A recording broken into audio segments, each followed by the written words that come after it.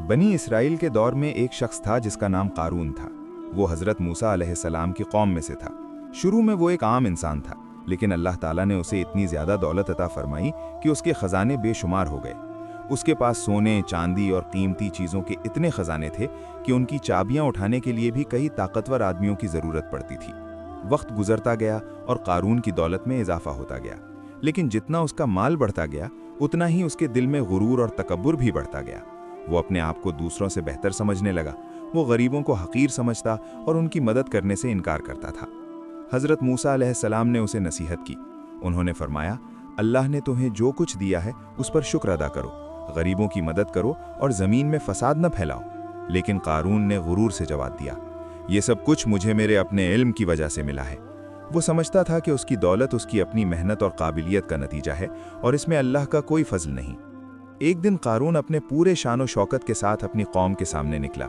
उसने कीमती कपड़े पहने हुए थे, सोने के जेवरात से सजा हुआ था और उसके साथ नौकर और खादिम थे।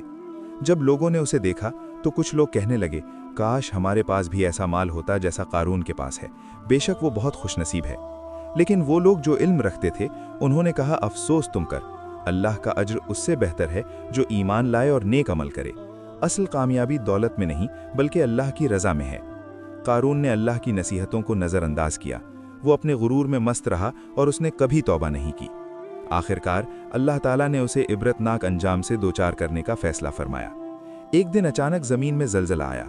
ज़मीन फट गई और कारून अपने महल्लात और अपने ख़जानों समेत ज़मीन में धंसने लगा। वो चीखने और मदद के लिए पुकारने लगा, लेकिन कोई भी उसे बचाने वाला नहीं था। उसकी सारी दौलत, उसके ख़जाने और उसकी ताकत सब बेकार हो गए। चंद लम्हों में वो सब कुछ ज़मीन में गायब हो गया। जो लोग पहले उसकी दौलत को देखकर हसरत करते थे, वो ये मंजर देखकर खौफजदा हो गए। उन्होंने कहा, ये अल्लाह का फैसला है। बेशक अल्लाह जिसे चाहता है रिज़्क देता है और जिसे चाहता है ले लेता है। अगर अल्लाह हम पर मेहरबानी न करता तो हम भी ज़मीन में धंस सकते थे। इस वाक़ये ने पूरी कौम को एक बड़ा सबक दिया। लोगों को समझ आ गया कि दौलत इंसान को कामयाब नहीं बनाती, बल्कि अल्लाह की इताअत और आजिज़ी इंसान को कामयाब बनाती है। ये वाक़या हमें सिखाता है कि हमें कभी भी अपनी दौलत, ताकत या कामयाबी पर गुरूर नहीं करना चाहिए। जो कुछ हमारे पास है वो सब अल्लाह की अता है।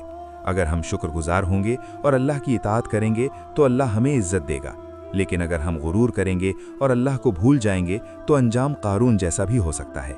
लिहाजा हमें चाहिए कि हम हमेशा आजिज़ी इख्तियार करें, गरीबों की मदद करें और अल्लाह का शुक्र अदा करें, क्योंकि असल कामयाबी मालो दौलत में नहीं बल्कि अल्लाह की रज़ा में है।